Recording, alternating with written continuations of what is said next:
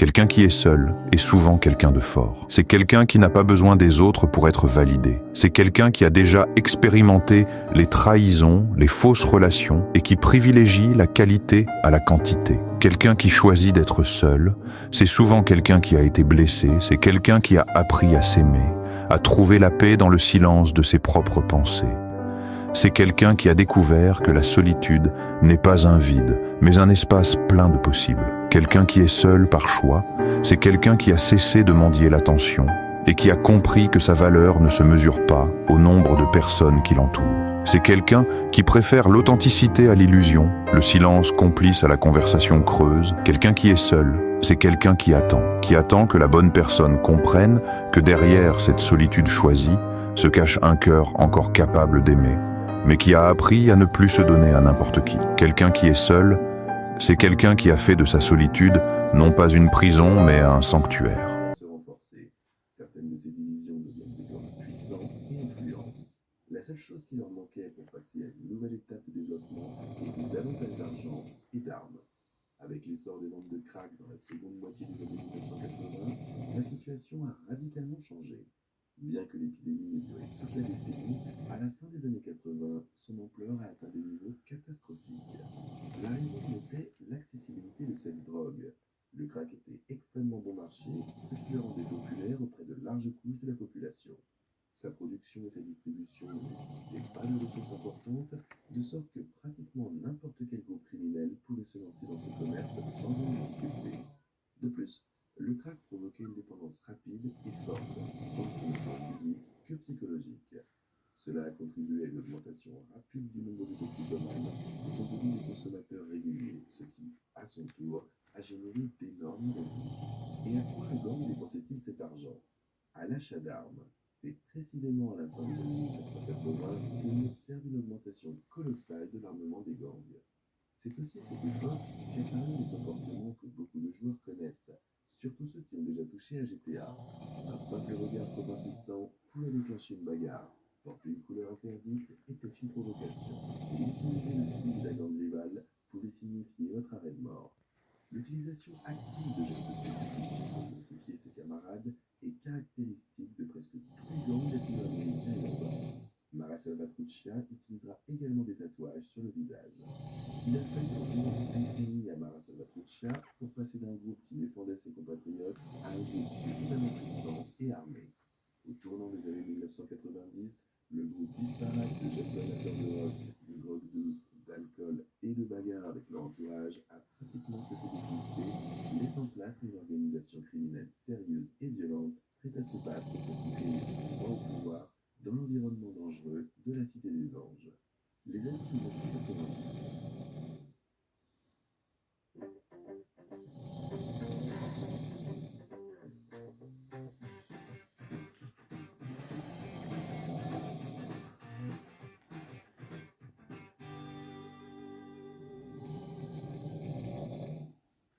Vous ne pouvez pas prévoir les moments oh pendant vos règles.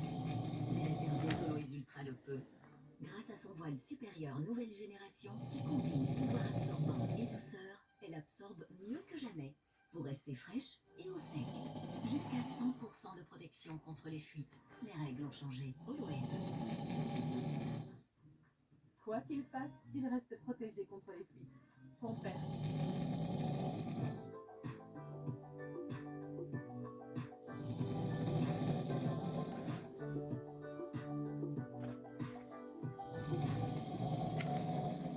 Vous n'assurez pas en cuisine? Heureusement, vous avez assuré votre appartement. L'assurance locataire pour colocation fait 9 € par mois et pris entre prix de 5 minutes. Delphus Direct Assurance. Le début des années 1990 a été difficile pour Los Angeles. À cette époque, un tiers des meurtres commis dans la ville étaient liés aux activités des gangs. La police municipale a réagi, notamment par sa propre brutalité. Par exemple, le service de police connu sous le nom code Crash a agi avec détermination et férocité, ressemblant parfois davantage à une armée qu'à une police, mais même leurs efforts n'ont pas suffi. Des témoignages indiquent qu'en 1991, il y avait 15 policiers par à l'extérieur de Los Angeles. contre 37 dans la tristement célèbre ville de Détroit et 89 à New York, qui avait presque vaincu la mafia à cette époque. Le manque de ressources de la police est l'une des raisons pour lesquelles les gangs avaient un pouvoir colossal. Cependant, on ne peut pas dire que la police soit toujours comportée correctement. Par exemple, l'un des membres de Mara Salvatruccia se souvient que l'un des passe-temps favoris des policiers locaux, outre les passages à tabac, consistait à emmener des personnes arrêtées dans un quartier étranger, à les jeter dans la rue et à annoncer clairement à plusieurs reprises au mégaphone qu'elles appartenaient au MS-13. Il s'agissait en fait d'une condamnation à mort, et la seule chose que pouvait faire la personne était de tourner aussi vite que possible derrière la voiture de police dans l'espoir de ne pas être tué. Vous pensez peut-être que la cruauté était efficace? Non. Par exemple, cette même arrestation avec transfert en territoire étranger a été réutilisée par Mara Salvatruccia comme rite d'initiation pour ceux qui voulaient rejoindre le gang. Ils ne craignaient pas vraiment la violence. À partir de 1987, le gouvernement a commencé à mettre en place, à Los Angeles précisément, des mécanismes totalement nouveaux pour lutter contre les gangs, ce qui a également touché Mara Salvatruccia. Parmi ces mécanismes figurait le couvre-feu pour les jeunes, la restriction de l'utilisation des pagers, certaines transmettent des informations à la police, et l'interdiction de porter certains vêtements dans certains endroits.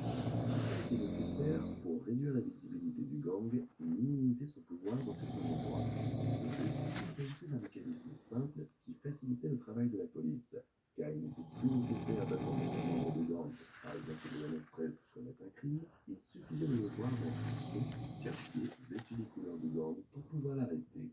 Ces lois se sont avérées extrêmement efficaces à long terme, mais elles n'ont pas réussi à changer complètement la situation. L'un des problèmes de la loi était qu'elle contenait une interdiction de communication. Il était interdit d'interagir non seulement avec des membres du gang, mais même avec des membres présumés. Et si l'on ajoute cela à la pratique des arrestations massives dans une forte concentration de population, il en résulte qu'il était interdit de communiquer même avec des personnes de sa famille. Naturellement, ces interdictions ont été massivement enfreintes, et la violation d'une interdiction en entraîne toujours d'autres. Un autre problème posé par la loi est l'identification des membres de gang. Même les combattants de Marcel Patricia ne se faisaient pas toujours passer les gangs sur tous les visages. Très souvent, il n'y avait tout simplement pas d'individu extérieur, et les autorités étaient obligées de se fier uniquement à des preuves indirectes. Parfois, des personnes initialement innocentes étaient convoquées au banc des accusés, et, une fois en prison, elles rejoignaient l'un des clans, c'est ainsi qu'était appelé certains groupes de Mara Salvatruccia et toute une série d'autres gangs, dont elles n'avaient ensuite plus aucune possibilité réelle de sortir impunément.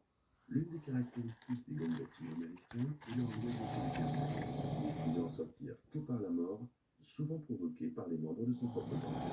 À la même époque, dans les années 1990, outre la répression massive des autorités, un conflit actif a éclaté avec le gang 18th Street, ou Barrio 18, avec lequel les relations du MS-13 continueront d'évoluer jusqu'à aujourd'hui.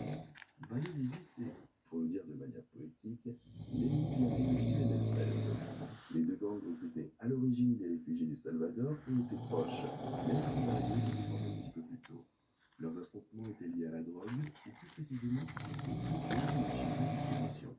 Il existe également une belle légende selon laquelle les gangs auraient commencé à cause d'une femme que les chefs ne parvenaient pas à se partager, et une autre légende encore plus belle selon laquelle tout aurait commencé par un concours d'ivrogne lors d'une fête commune.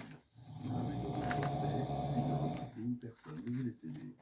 Mais la rivalité, qui a duré plus de décennies, est probablement d'un banal conflit pour des zones d'influence, et tout le reste n'est que des détails de ce souviennent certaines personnes. À la même époque, le gang adopta une arme qui allait devenir presque sa carte de visite, la machette. La raison était soit que son nom est étrange, mais il y avait une explication vraiment magnifique. Les machettes affichent une mesure énorme, elles sont faciles à utiliser, on peut les acheter tout à fait légalement et même les porter sur soi de manière presque légale. Les machettes sont certes des armes blanches, mais contrairement au couteau, elles ne nécessitent pas de s'approcher de l'adversaire.